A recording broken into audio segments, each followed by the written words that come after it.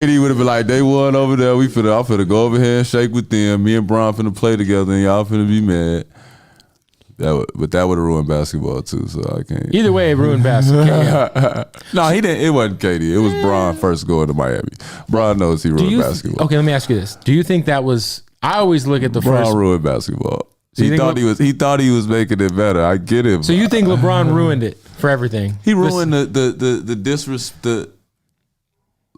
Me personally, I love the NBA for the loyalty that I thought was there. He basically knocked the fourth wall down. Like, man, the owners ain't shit. They bullshitting. We doing what we want.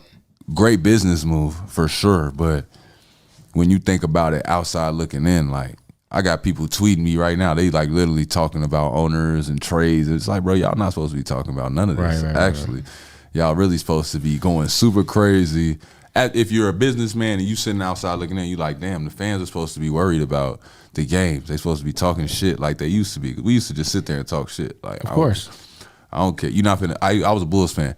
You're not allowed to talk shit about Jud Buechler. Shout out to Jud Buechler, also a great volleyball player. No one knows that. Like, you're not allowed to talk shit about Jason Caffey. None of my guys. Jason Caffey, or what was the other guy's name? Randy Brown. Shout out Randy Brown. You know what I'm saying? Like, I went to school with his son.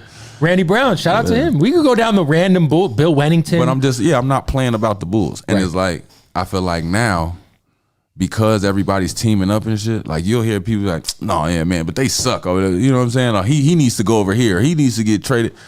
I'll be listening to this shit like, bro, I'm like, do y'all realize the players that y'all just willing to just, if they don't win this year, like y'all, he get traded there and he can't win this year and now y'all just done? I'm like, bro, these two playing styles is gonna take at least 3 years to figure each other out before y'all even got a shot. Y'all big and y'all small gonna have to play together for a little while. It's become like an arms race though, right? It's like very much like immediate. It gotta happen fast. It has to happen immediately. Or else it's like everybody's on the hot seat. Yeah, everybody's tweaking and it'd be like, bro, they lost 3 games. Like, bro, chill out. It's 82 games. Somebody lose 3. They start caring about what the man wearing as he come in. Like, it's just all type of frantic. And I feel like all the franticness happened when Bron went to Miami. That's when everything became so critical. Man. I guess I agree with you in that aspect that things changed as far as people. Oh no, I'm not talking about the development of the game. If you watch people how they scoring today, I just mean like the way the fans perceive the game. Yeah, they look at it like it don't mean much. Why? So I seen the video you sent me. You guys just seen the video too. I still am confused. Why or how did LeBron James ruin the NBA? I still don't understand.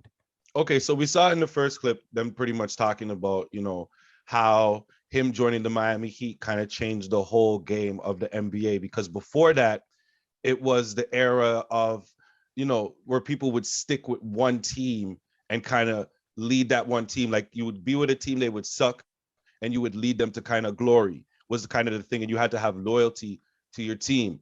So when LeBron James chose to leave a team in which he had just won a championship, and he said, listen, I'm skipping out of Cleveland to go join the Miami Heat, not because the team is bad, but because I want to form the super team with Dwayne Wade and Chris Bosh in their prime. He's saying that forced, one, the other NBA teams to kind of follow suit and make that a thing because they had to be able to compete. But also, it ruined it for the fans, because for the fans now, it's a thing where there's no loyalty in the game. So how am I supposed to have loyalty to a team? There's very few people now that have loyalty to the team as much as they have loyalty to basketball players. And whatever team they go to play for is their favorite team all of a sudden. Okay. So that's what it is. It's more loyalty to the player than the actual team. And the creation and the ruining of the NBA by like just getting rid of players having that loyalty to their team, where it's more fair among the league, because now it's really just a handful of teams. And it really, if you don't have a big 3 in the NBA right now, if you don't have three great players in the NBA right now, you don't have a good team. You can't compete. It's just how it is now. And that they're saying that started with LeBron James. That's actually a pretty good point, because even when you think about it, unless you're very knowledgeable about the NBA, I don't know. Like, could you name every NBA team? Like, do you care to even know who they are?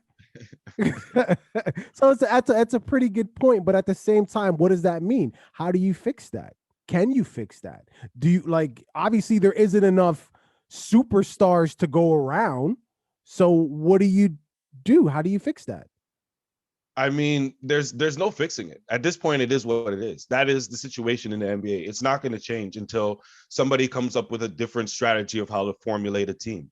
Because that's just what it is. It's interesting that you say that, because like you would think to yourself like, oh, okay, I live in Toronto.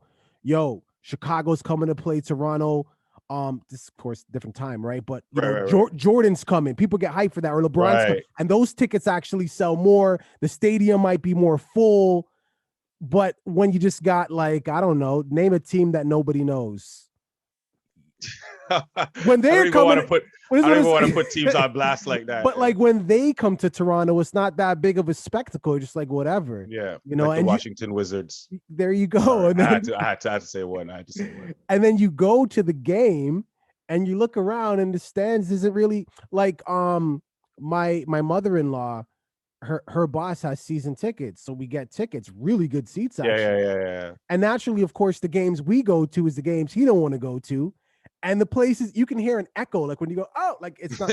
I'm exaggerating, but I understand what you're saying, and that's kind of messed up. That's kind of like a monopoly almost within that league. Because I always look at the first super team from that era being when Ray Allen and KG went to the Celtics and won that first year.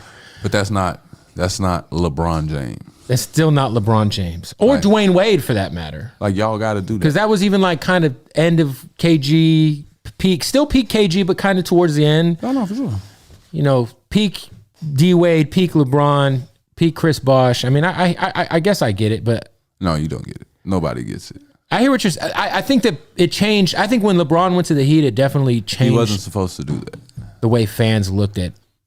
The way they really start looking at it like it just don't mean nothing. Like loyalty means nothing. So now the whole conversation's changed, because what that guy is saying was that LeBron wasn't the first one to formulate a quote unquote super team. He called out the Boston Celtics, who had Paul Pierce, Kevin Garnett, and Ray Allen all join forces to battle Kobe Bryant and Shaquille O'Neal, who was the dominant force in the Western Conference at that time, right? So he's saying this happened before. And you know what?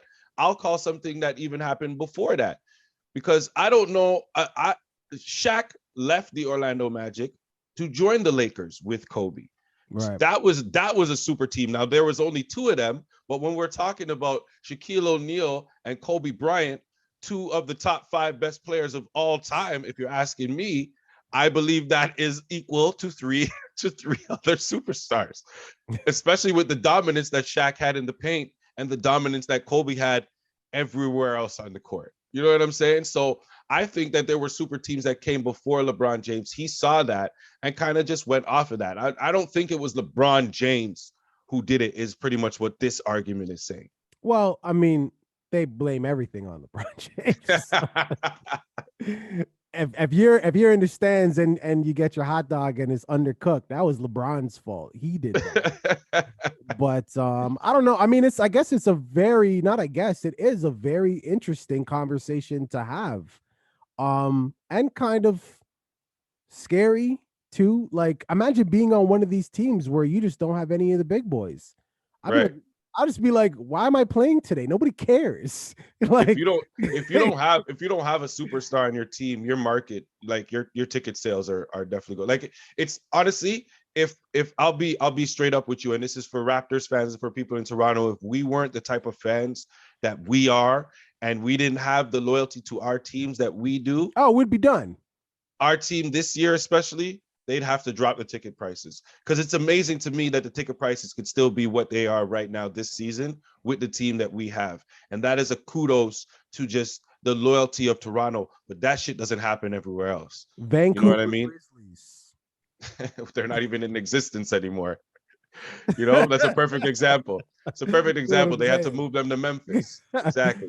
Viewing public, what are your thoughts here, man? Leave it in the comments. Don't forget to like and subscribe. Did LeBron ruin the NBA? And did he mess up your order? Let us know. Okay.